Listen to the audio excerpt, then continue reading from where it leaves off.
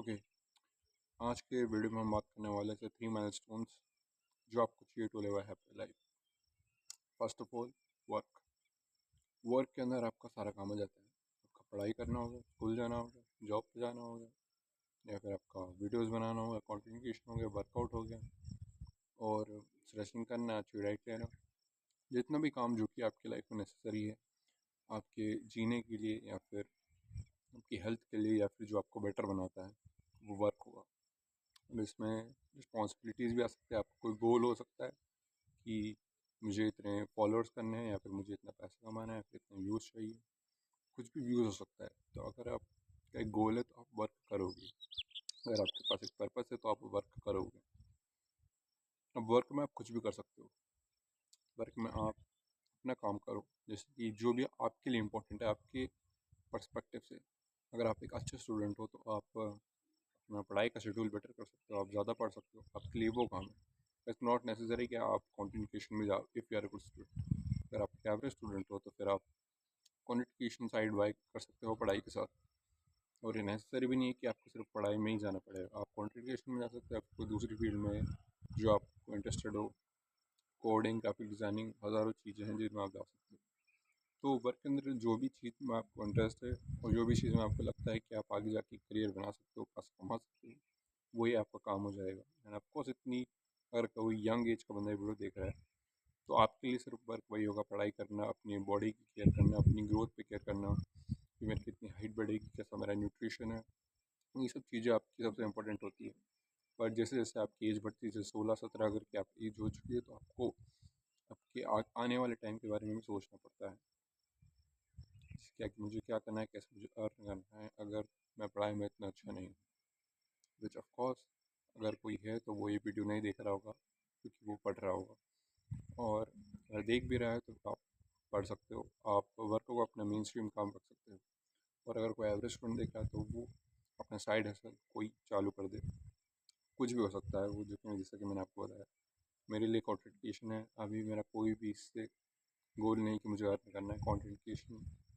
अभी मैं skill develop कर रहा हूँ बस कि मैं कैसे ज़्यादा अच्छे से बोल पाऊँ, तो जाके जब मेरे पास एक प्रॉब्लम हो और मैं उसका सोल्यूशन ढूंढूँ तो मैं एक्चुअली उसको बता पाऊँ और सेल कर पाऊँ जो भी वो प्रॉब्लम का सोल्यूशन है। लाइक लेट्स से आप वीडियोस नहीं डालते हो, आप बहुत टाइम लगाते हो कोई सी अच्छी प्रॉब्लम ढूंढने में और उसका सोल्यूशन भी निकाल देते हो। बट अगर आप उसको सेल करना है तो आपके पास स्किल्स होनी चाहिए, कैमरा स्पीकिंग स्किल्स होनी चाहिए, सेल्स कैसे करना है उसकी स्किल्स आपके पास होनी चाहिए। अब मैं ऑफ टॉपिक पे जा रहा हूँ, बट हम हमारे जो मेन टॉपिक पे मुद्दा है उस पर रहते हैं, वर्क। आपका मैंने आपको बता दिया कि आप कोई भी वर्क कर सकते हो, अपना मेन स्ट्रीम जो भी है उस पर करते रहो। नहीं है तो साइड हसल चूज़ कर लो और उस पर काम करो अपने मेन स्ट्रीम काम के साथ। इसकी पढ़ाई हो या फिर जॉब हो गया। ओके। उसके बाद सेकंड पॉइंट है हमारा रेस्ट। देखो, पहला आपका वर्क आता है, फिर आपका रेस्ट आता है, तीसरा पॉइंट आता है हमारा रिवॉर्ड। क्योंकि रेस्ट रिवॉर्ड से ज़्यादा इंपॉर्टेंट है। अगर आपको रेस्ट नहीं मिल रहा है तो रिवॉर्ड से कोई मतलब नहीं होगा। रेस्ट में आपका जाता है स्लीप, स्ट्रेचिंग, मेडिटेशन, कोई सी भी रिलैक्सिंग एक्टिविटी जिससे कि आपके शरीर को थोड़ी रिलैक्सेशन मिले, आपका कॉर्टिसोल स्ट्रेस कम हो, आप ज़्यादा अच्छे से जी पाओ, एक कामर लाइफ जी पाओ। ऐसी जितनी भी चीज़ें जो आपकी बॉडी को रिकवर करती है from all the stress, all the work you have done. जैसे कि अच्छी डाइट लेना, प्रोटीन ज़्यादा खाना आपके मसल्स को रिकवर करता है फ्रॉम योर हैवी वर्कआउट्स। या फिर आपका कॉर्टिसोल स्ट्रेस जो बढ़ता है, ऐसा काम करने में जो आपको अच्छा नहीं लगता है बट आपके लिए इंपॉर्टेंट है, मेडिटेशन कम कर सकता है। जो आपका ऑन डेली बेसिस फालतू में कॉर्टिसोल बढ़ता है उसको मेडिटेशन कम करता है। तो इस कोई सी भी चीज़ जो आपकी बॉडी को रेस्ट देती है, आपको रिलैक्स करती है, जैसे स्लीप हो गई। आपकी ग्रोथ के लिए स्लीप बहुत इंपॉर्टेंट होती है। और आपके ओवरऑल मेंटल हेल्थ के लिए आप कितना फोकस्ड, एनर्जाइज्ड फील करते हो वो सब स्लीप पर डिपेंडेंट होता है। और स्लीप भी एक काफ़ी इंपॉर्टेंट पार्ट है ये रेस्ट में। उसके बाद हम हमारे तीसरे पॉइंट पे बढ़ते हैं जो कि है रिवॉर्ड। अब देखो, आपने वर्क कर लिया, आपने रेस्ट ले लिया, इसके बाद तीसरा पॉइंट आता है रिवॉर्ड।